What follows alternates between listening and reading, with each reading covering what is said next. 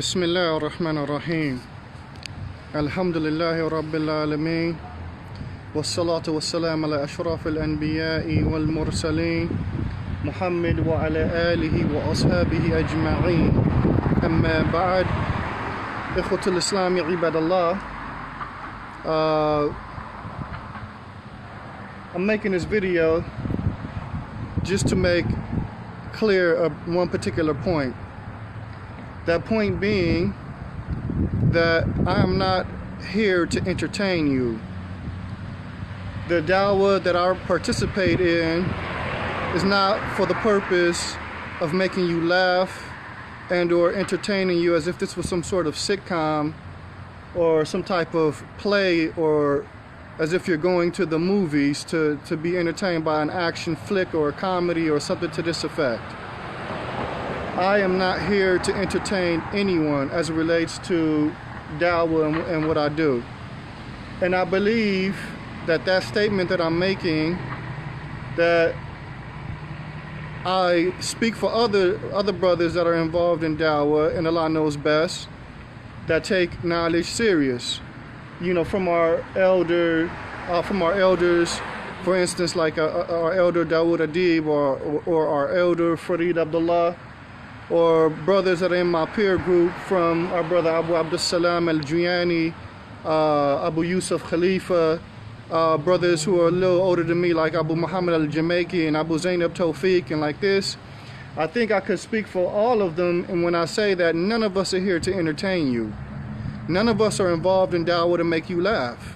None of us are involved in dawah to be a source of gratification for you as it relates to your satisfaction, entertainment type satisfactions. We're not here for that. We are not here for that. And I think that the statement of the Prophet ﷺ that I'm about to quote can express why we take what we do seriously. The Prophet ﷺ, he stated, "Ala inna hadhihi ad-dunya mal'unatun mal'unun ma fiha illa dhikrullah wa ma walahu wa alimun aw muta'allimun." He stated that indeed this dunya, it is cursed.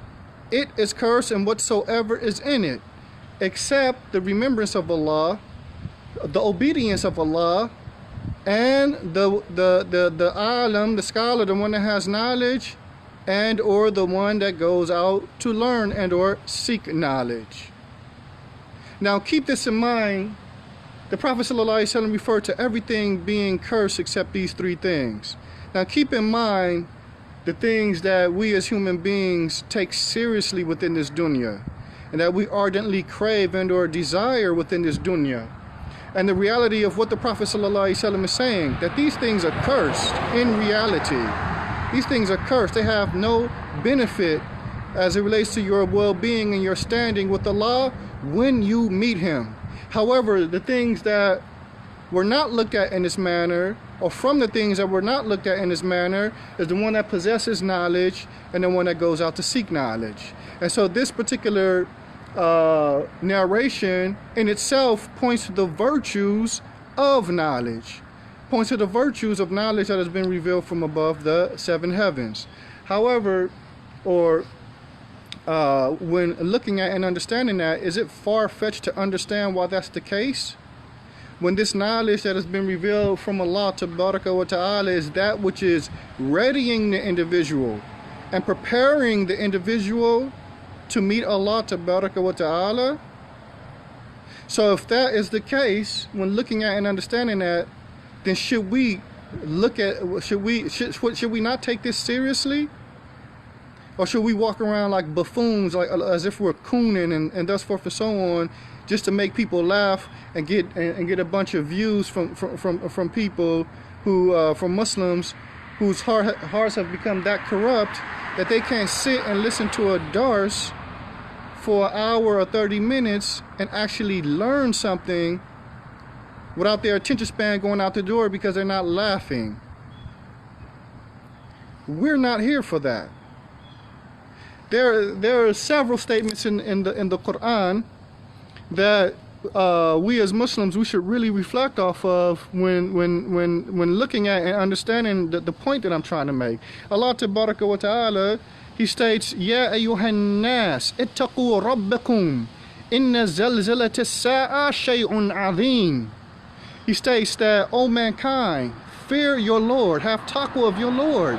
Indeed, the quaking of the hour is a severe thing. It's nothing to laugh at, it's nothing to joke about. It's a severe thing. Allah Tabaraka wa Ta'ala in Surah Al-Baqarah, He tells us, وَاتَّقُوا يَوْمًا لَا تَجْزِي نَفْسٌ عَنْ نَفْسٍ شَيْئًا وَلَا يُقْبَلُ مِنْهَا شَفَاعَةٌ وَلَا يُؤْخَذُ مِنْهَا عَدْلٌ وَلَا هُمْ يُنصَرُونَ. Allah says, and fear the day where no individual will be able to aid or benefit another individual. None, no one. And no intercession will be accepted. And no compensation will be taken. And they will not be aided and or assisted. And Allah Tabaraka wa Ta'ala, He tells us, Al-Qari'ah, Mal-Qari'ah, wa ma adraka mal-Qari'ah. He states, Al-Qari'ah, the striking hour, the striking hour. And what is the striking hour? And what will cause you to comprehend or know what the striking hour is? يوم يكون الناس كالفراش المبثوث وتكون الجبال كالإحن المنفوش. The day when mankind would be like moths scattered about, and a day where the mountains would be like carded wool. Now we see, if we were to strike a fire, and we see how the moths come to the fire and they're in a frenzy, they're disorganized, they're in disarray. Allah Tabaraka wa Ta'ala is telling us this is how mankind will be on the day of resurrection. So the reality is, when it comes to knowledge of Al-Islam, this knowledge of Al-Islam in reality is preparing an individual for that day. That day in which Allah Tabaraka wa Ta'ala describes as being that way in many verses of the noble book. So that day is not going to be a laughing matter. People are not going to be joking and giggling and thus forth and so on. And so the reality is, this is what all those who Allah Tabaraka wa Ta'ala has given some type of aspect of knowledge, this is what they're conveying to the people. In reality, they're preparing the people for that day in reality. So the point that I'm making is there should be some type of seriousness given as it relates to seeking knowledge, or the people seeking knowledge. And it's really sad, to say the least, that a person can't be patient with a 30-minute, 40-minute, 45-minute, hour-long dars in which he'll actually learn something, and that which will actually bring him closer to Allah. He can't be patient with that if he's not laughing. Listen, I have a 4-year-old son, and when I want to get goofy, I get goofy with my 4-year-old son. I have to get goofy with grown adults as it relates to an affair that is tremendous. The Prophet ﷺ didn't even do that. This isn't from the Sunnah of the Prophet ﷺ. We have an authentic narration of Al-Irbad ibn Sariya, where the Prophet where the narrator he clearly stated, وَأَضَنَا رَسُولُ اللَّهِ صَلَّى اللَّهُ عَلَيْهِ وسلم مَوْعِظَةً بَلِيغَةً وَجِلَتْ مِنْهَا الْقُلُوبُ وَضَرَفَتْ مِنْهَا الْعُيُونُ. That he stated that the Prophet ﷺ gave us a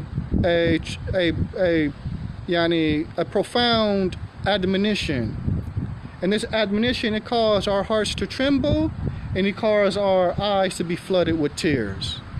It caused our eyes to be flooded with tears. So this is the reality as it relates to the dawah of the Prophet ﷺ, that he took the calling the people to truth and guidance seriously. And in other narrations, it stated when he would give his khutab, he would raise his voice and his eyes would become fiery and thus forth and so on. He was intense when he was calling the people. He wasn't sitting around joking and laughing and playing with grown adults about a matter that grown adults should be